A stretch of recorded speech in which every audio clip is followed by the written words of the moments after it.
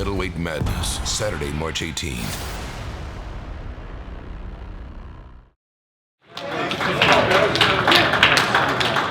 Sorry I had you guys waiting. Thanks. There he is, Danny Jacobs. I'm going to turn it over. If Keith wants to come up, I'll take Keith. What can I say? As you heard from Gennady, I mean, both of these guys fought their heart out at such a high level, world-class fight. You know, nothing but respect for what Danny has done inside the ring, outside the ring, the way he conducted himself through the whole promotion and his entire team. So I'll turn it over to his manager, Keith Connolly, and then you can open it up for questions with Bernie for both Danny and Keith. Thanks, guys, for waiting around. I'm so proud of Danny. I mean, I don't even know what to say. It was a close fight. It was a good fight. I thought he won. I thought he outworked Eddie. I don't know what the punch stats were, but anytime Gennady hit him with a really hard shot, Danny seemed to come back with 2 or 3 of his own. So I couldn't be more proud of him. I pictured a victory coming into tonight, and that feeling of pride I would have had if we had gotten the decision. I'm prouder the way I feel inside right now than the way I thought I would if you had won the fight. So I'm proud of you, and I love you, bro. Thank you. You guys have anything?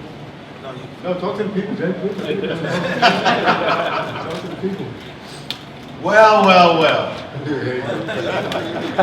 My son said to talk to the people, so I shall. We came into this affair with very little chance of winning by your standards, but Team Jacobs knew from the point that we started training camp until we actually entered that ring that we were ready to win. And Danny showed tonight why he is not just an elite middleweight, but a world champion middleweight. Keith just expressed the fact that he was really proud of him, but I don't think there's anybody in here as proud of Danny as I am. We've been on this quest for supremacy since he was 14 years old. And I've watched him grow into a strong, intelligent, charismatic man and a fantastic fighter. They often say that great trainers are only great by the athletes that they work with. Tonight, my son made me great. I love you.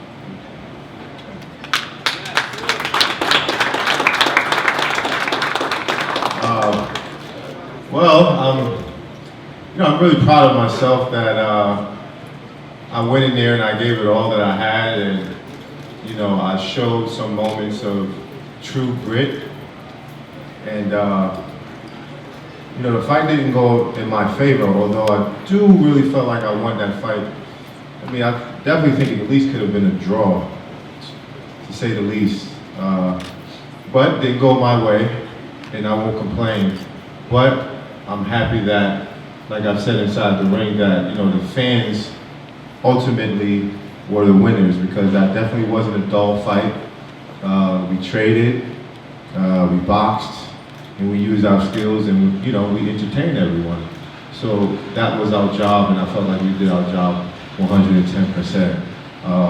I'm grateful for this opportunity, and I know that with the performance that I had now, that it's not over for me, that the future is that much brighter, and we're going to continue to keep pushing. So thank you guys for all the support leading up to the fight, all the media coverage that we've had. You guys keeping this boxing thing alive. It's you guys, and it's your responsibility to make sure that we do it the right way, or that you do it the right way, and I appreciate and applaud you. But You know, boxing is boxing, and anything can happen. And I definitely think I shocked a lot of people tonight because going in, I was definitely the underdog, and I had no chance. So I proved who I am, and I proved what I can do.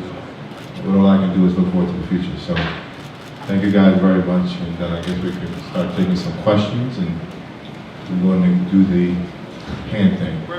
Danny, to your right, congratulations on a great fight. Thank you. I wonder, first of all, if you feel like you come out of this enhanced, even though you lost the fight, that your reputation is higher than it was going in? I got that Bruce Leroy blow, man. I really feel like, you know, this was a win-win situation for me. Because when you're the underdog, it's like I was, and when you go the distance and you fight back and you hurt the fighter and you show what you have inside of you, you know, this is boxing. Sometimes you win, sometimes you lose, but it's ultimately about making fans and pleasing everyone and showing that you're a crowd-pleasing fighter. And then the second thing I wanted to ask you is, you see sometimes guys, they won't take fights unless all the terms are in their favor, and you took a fight that necessarily the terms weren't in your favor. And so do you feel like if more guys would do that, that the sport itself would be better and that the boxing would be in a better place than it is currently? Yeah, absolutely. I think boxing has turned out to be more of a business because it's more lucrative than it's ever been before. So certain popular fighters kind of take advantage of that. But I understand that I was in a position where I had to earn my respect and I had to, you know, go up there and face the best, even if the terms wasn't really in my favor. I'm happy with the negotiations and how they went from it. And like I said, I just go back to the homeboys and see if we can get a rematch or see if we can move forward. But, you know, I definitely think this was a win-win situation for me. Danny, I'm sure there was a part of you that wondered coming in what Golovkin's power would feel like and how you would react to it. After going through 12 rounds, what did it feel like, and how do you feel you reacted to it? It wasn't what everybody made it out to be. I mean, it definitely wasn't this boogeyman, knockout artist that everyone is saying. And even when I got dropped, they said I got pushed a little bit. I mean, I did get hit, but I would have to go back and see it. But I wanted to go trade with him right there because it really didn't hurt me. I really didn't get hurt like I thought. If he landed one of those shots, it would be over, you know. And I won't say he's the biggest middleweight, but he's a fair-sized middleweight. And I knew going into the fight that I would be the bigger man. And, you know, we outlanded him in punches. We threw more punches. We just overall, you know, was successful with the game plan. He was a tough fighter. I knew he was going to come forward. But he showed respect. He didn't come forward disrespectfully like he did every other fighter, the 23 guys that he's knocked out. He showed respect, and my boxing ability demanded that respect, and also my power. So I'm happy, I'm proud. All I can do is not cry over bitter milk. Sour milk, sorry. Bitter, whatever. Do you remember the first power shot you took that, what round it was, like when how you react to it? Man, I got hit with an overhand right in the back of my ear, you know. And I don't know if I was down or what it was, but I just said, okay, this is what we're working with. Okay, it's not that bad. We can work. And as you've seen, I've showed times where I wanted to go toe to toe. And I was gritting at him, I was, let's go. There's nothing that he did that stopped me from being confident, stopped me from my game plan. If anything, I just switched southpaw, and he's shown vulnerability there as well. I'm happy. I'm really happy with my performance. I want to go back and watch the tape to see, because I'm my biggest critic as well. So I'm really fair with if I lost, I lost. But in my heart, I really felt like I really didn't lose this fight. Danny, just to follow up on that, did I understand you to say that you thought the punches would be harder before you got, because of everything that had been said and written? The way you guys make it seem like. So None of us got I was hit. like, man, this guy is really the boogeyman. Did he really knock out guys with one shot? I was like, man. So this is what it's all about? When I got hit, I was like, okay. Even when I got knocked down, it was just like, let's go. I stood toe to toe right after I got knocked down. Is that why your confidence seemed to grow as the fight went on? Absolutely. You know, when it's the unseen, you don't know. You have to plan. You have to be cautious. You have to do it round by round. That was our plan, was to win each round, but do it cautiously, not going there reckless and just because I have knockouts as well, go in there and try to stop a guy. So, you know, it's all good. And Danny, when you talk about the respect that he had to show you, how much of it had to do with your hand speed, making it tough for him to stay inside where he normally does? I think it was the hand speed, a lot. I'm not sure which one was the most, the power or the hand speed, but I did land sometimes at will with my jab, and especially when I was southpaw. I mean, at times he really couldn't touch me. But I'm not sure if the judges seen him throwing harder shots or however they were judging it, but at the end of the day, I'm happy with my performance. If we could do it again, I would love to. Danny, was that the plan for you to go southpaw before something you decided? Yeah, I mean, if you ever seen him fight a southpaw, he's always showing vulnerability. Kasim Umar, Monroe, this guy named Ivan Gardner, that really showed me some flaws in him. And I was just like, I'm really good at switching southpaw, so, you know, let's go in there and switch it up and confuse him. And that's exactly what I felt like we did. One thing about that, Danny, with the southpaw stance, while I asked Hold on, did you think I won there? I had to fight 115 to 112 for Triple G. Oh, jeez. But you fought a hell of a fight. Guys, that hard. Maybe I shouldn't have asked him. I should have fight somebody else. One of my feelings, I probably should have. Go ahead, I love you anyway. Thank you, brother. No, but if it was working so well southpaw, why didn't you stay there? You only did it a couple of times and for kind of short stretches earlier in the fight. Did you think about staying there much longer because you said you saw the flaws?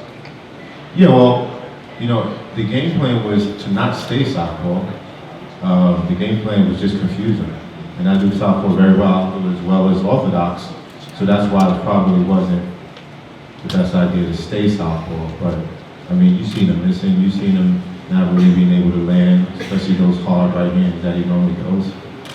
So, yeah. One other question then. A lot of the discussion has been about how you took GENNADY GOLOVKIN's punching power and it wasn't as much as you thought it might be. My question for you is, do you feel like you landed your best punch on him, and what was your thought and how he reacted to your punching power? Because your power was a little bit downplayed coming in because of the knockout streak that was so much greater than the one you were working on. I definitely thought I hurt him maybe 2 times in the fight. Not hurt him enough to where he'll go down, but I definitely seen him back up, and when I hit him with a body shot, a hard body shot, I heard him go, ugh. You know, so, I mean, he's a man. And when I was looking at him, the face-off, that's all I seen. I didn't see anything that you guys made him out to be. I seen a man that could be hurt, and that's what the mentality that I had going inside that ring. Danny, how important was it for you? I know you rehydrated to maybe well above 170. Did that extra weight help you accomplish, take those punches a little bit more effectively? One would know. I would have no idea. I just know that I'm a big middleweight. And I know he's not the biggest middleweight, even though he's a big puncher. Really didn't seem to hurt me that much. I don't know if the nutrition played a part, but we lost the weight very well. Chris Algieri helped me out, did a very, very good job of making sure that we weren't drained, like maybe some of the previous fights we had before, and we hydrated properly, make sure we could put our best foot forward. Danny, what did you weigh when you went in the ring? Huh? What did you weigh when you got in the ring? Probably about 175. Yeah. You spoke about this fight being your destiny, and at the end of that 11th round, when you were impressive to close it, you kind of pumped your chest. And what did that moment feel like? And as the fight went to the judges, how were you feeling? I was 100% confident that I was going to get this victory. When I was pumping my chest, and I was, like I said, I was grinning at him and, showing that bravado, I was in the zone. And once you're in the zone, it's kind of hard to get you out. Like when Triple G is, get that momentum, it's kind of hard to stop him. So that was just me, showing what I had and letting him know that this ain't gonna be, one of those easy go-rounds like you've had in the past. Daniel, congrats on a good fight. Thank you. Golovkin said that he thinks you deserve a rematch, but the sentiment was that's not going to be immediate because he's probably going to fight Saunders in June and then maybe Canelo in September. So if you don't get an immediate rematch, who do you go to next? I mean, that's not up to me. I have no idea who's out there, you know? I have no idea. That's why I have a team to take care of those things. But, you know, I'm confident that I could be the best middleweight in the world. I really feel like I got this victory tonight, and most importantly, we gain fans so that we can possibly get a rematch in the future, whether it happens tomorrow or next year. No matter. And lastly, you know, there was a lot of chatter about the IBF second day weigh-in. Golovkin said that he felt like you weren't respecting the sport with the decision. I just wanted to see what your mindset was. No, it wasn't really so me being disrespectful. I mean, it's my prerogative to, you know, want to get up at 6, 7 o'clock in the morning to do a weigh-in and to be restricted to 170 pounds. So it was mainly me just wanting to stay hydrated, not have to focus on the little things, even though I respect this boxing game. I respect all sanctions and their ruling, but for me, you know, I really wanted to focus on this fight, and we had a game plan, and we wanted to make sure, you know, we use our size and we have the best possible nutrition that we can. And waking up early for me was just a hard thing to do, not because we were overweight, but I didn't want to have an issue whatsoever. Keith, Danny, Andrew, we're going to have a chance to get out. It's about 3 o'clock in the morning. Oh, So thank you very much for your time. Thank you, guys. Congratulations on a great promotion and a great fight.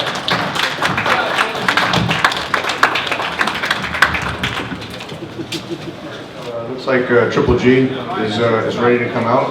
I think Danny Jacobs will also come out, but he's still in the locker room, so we'll go with Gennady first. Wanted to announce the official attendance tonight. We had a full house. It's 19,939. So we didn't quite break 20,000 like we did with Lemieux, but it was a tremendous atmosphere tonight. Here's Gennady Golovkin.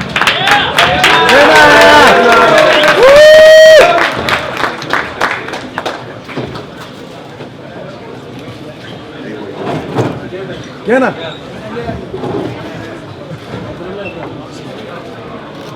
All this. What can I say with, you know, going into this fight, we told everybody, anyone that would believe us that Danny Jacobs would be a very tough fight. Gennady and the whole team had a tremendous amount of respect, have a tremendous amount of respect for Danny Jacobs. There's really no losers in this fight. The way Danny fought, the way Gennady fought, I mean, it's clearly the two best middleweights in the world. And the way Danny got up from the knockdown, you got to give him a lot of credit. So with that, maybe we can have Abel, if you want to say a few words just from your perspective on the training side and from the corner. Yeah, thank you very much, first of all, for coming out. I guess we had another full house. We expected a tough fight like we got. Danny was a little more resilient than really I thought he was going to be, but I think we had a great card all the way up and down. This fight before us was great. Gennady fought the kind of fight that I wanted him to. And Danny one day very soon will be champion because he deserves to be champion.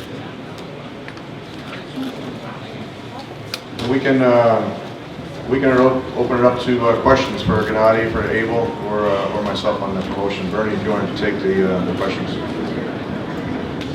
For Gennady, what kind of effect did his hand speed have on you? Because normally you stay in front of a guy with your power punches a little bit more than you did tonight. Was his hand speed a problem? No, I think we have a lot of problems. Speed is good, distance is good. Daniel, he's very good movement today. And very clean fight. I respect him, just I'm knocking down, Daniel respect, don't lose control. Every time control, 12 rounds. It's very good, because I need 12 rounds too. It's a very good fight for me, very good experience. Gennady, can you talk about Gennady, congratulations on the victory. After the 4th round knockdown, it seemed like those big punches that you were throwing at him either weren't landing flush or were just off. Can you describe what was going on there, why you weren't able to connect like you usually do? Yes, yeah, just maybe I wait too long, just I need maybe one punch, like a punch. Sometimes it's different. Daniel, he's world champion, and he's a very good fighter. And I told you, he don't lose control. You know, it's a very good fight today. There's been some talk, and obviously, tell me how you felt. This is a two-part question. Tell me how you felt in the championship rounds, because it seemed like his energy was outdoing yours in rounds 10 through 12. And then, you know, there's been some talk, you know, you see it on Twitter now about you being so mortal now from this outcome. Did you feel mortal yourself? No, I feel very good. You know, just I feel right now in 11 like champions rounds. I feel a lot of power, a lot of speed, and I want more. I want. Okay, I think you know, like right now is a big ground show. Now Daniel, he's very good. He's a very good fighter. Very smart. He's very smart. You know. Lance, we hope that the other fighters and promoters feel that Gennady is not as dangerous now, so maybe they'll actually sign the contract instead of just talking about fighting. Gennady, congratulations on your win. I have two questions for you. First one is, I know you got the victory, which is the most important thing for you, and you kept your title belts, but your knockout streak ended at 23, and as Tom said, and then it came down to ringside, he said it was a heck of a run. What are your thoughts about that great knockout streak ending, and now the next time you go to fight and you get a knockout, it'll be one in a row? This is life. Of course, this is very, very important for me. You know, this is my record. Right now, Daniel broke my record. You know, I told you, I respect this guy. You know, he's my favorite fighter. You know, after knocking down, I want more. Okay, maybe no, maybe. I'm not mad this fight. You know, very clean, very smart, very good quality fight. You know, I need this too. I need this all from it. So now looking back on the fact that you came out of your first 12-round fight, you got the win, but it was close, it was tough. Do you feel, though, now that you can look at your long list of opponents and say Daniel Jacobs, in fact, was the best opponent that you have ever faced? And Abel, I'd like to hear your take on that also. Yes, I think so, yeah. He's my best opponent. Yeah. He's very smart. He has very good boxing. You know, he's moving, you know, don't have panic, don't lose control, you know. It's very good. He definitely is, and we said before the fight that we thought he was the best opponent. Yeah. Gennady, a question from Europe.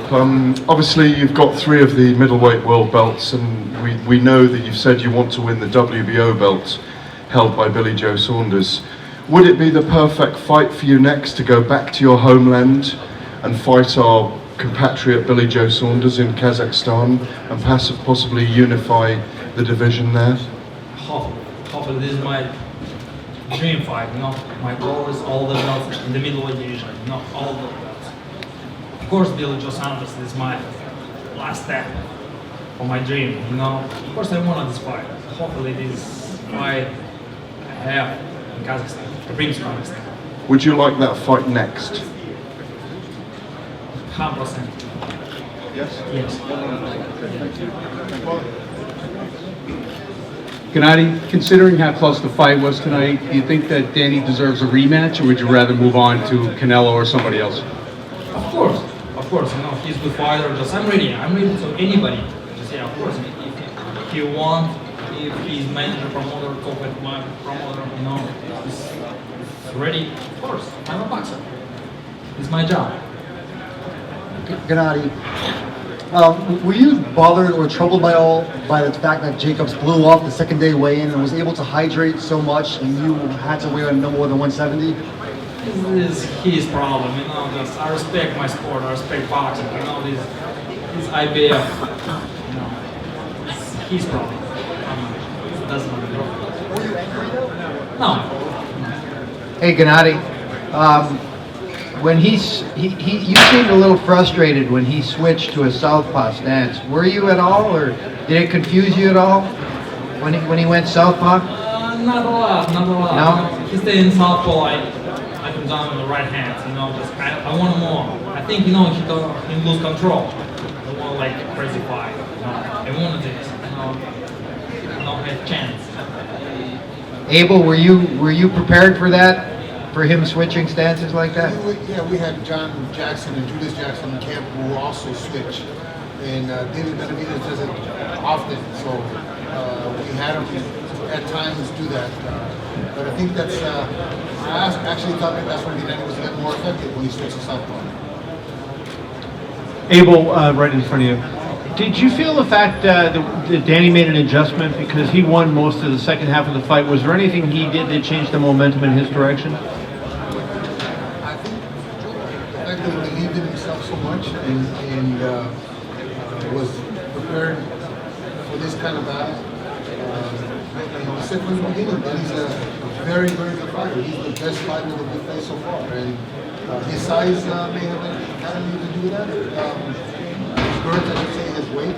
But that's what these fights at this elite level should be. Somebody needs to adjust and somebody needs to win rounds that where the other guy can't make the adjustments. And Gennady, for you, the 12th round, when you went out for the 12th, did you feel like the fight was in the balance when you went out there and that you needed to win the 12th? I think I win. I have a couple points, bonus like champions, like knocking down. I feel very comfortable. Seriously, I respect them. I'm not angry. I'm not this fight like animal. Smart fight. I need. Abel, right in front of you. It's an impossible standard that he's held to. You have to knock everybody out, unless or else something can be slipping. But after the Kell Brook fight and this fight, do you still see the exact same guy that you saw 5 years ago when he first came to the U.S.? Yeah, this is the same guy. I think he's getting a lot better, but the opposition is getting a lot better. Daniel was a champion. He is a champion still in my mind. If we get the fight in Palestine and Gennady vacates once he wins against Saunders, Daniel I'm sure is going to be a champion at least one of the belts. He's probably better than Golovkin. He's probably better than anybody else out there. He beats every other middleweight. No, I just think the opposition's getting better.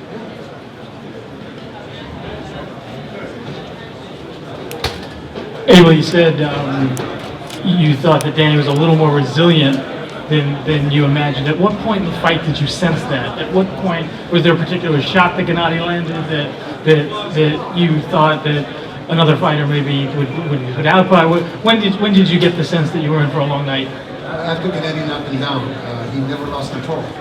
He was in the fight. He got with a good shot and he retaliated. But again, we all believed that that's the kind of fight that was going to be. Danny wasn't going to roll over. Like I said, I'm going to keep harping on the fact that he beat cancer, but the guy is resilient. The guy did what he needed to do, and after knocked him down, and he looked at Gennady like Gennady looks at his opponents and come on, let's go. We're in for one night. That's good. I mean, it's good for boxing. It's good for Gennady. It's good for this whole card was just great. And this fight, to top it off, was I think he gave the fans what they came to see. Any closing thoughts, Abel and Gennady? Where do you let you guys go in a couple minutes? Yeah, thank you very much again for coming out. The drama show was a 12-round drama show this time, but we hope to be in the ring again in June and get that fight. Tom sets up that fight in September so that we can really see who the best middleweight in the world is. Yeah! Of course, thank you very much for big support. This unification fight, every fight, and big fight for me, good experience for me. And of course, thank you very much, my friends from my city, from my country, who come to support me, this whole shit. Thank you, gentlemen. Before Gennady and Abel leave, I just want to announce the replay information. Normally, HBO just replays the main event, but this show was so great, and both fights were so terrific. Both Chocolatito's fight against Rungasai and Triple G's fight against Jacobs will be replayed next week on HBO, starting at 10:30 Eastern Time. So we're excited about that. We're excited about everyone that tuned in tonight, and you just got to give him a hand for the performance that he did, and also Danny Jacobs.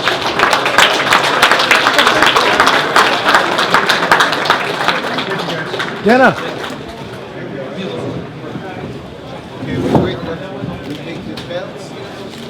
We're going to wait for Danny Jacobs to come out. We'll see how long it takes for him in the locker room, and then we'll bring him to the podium.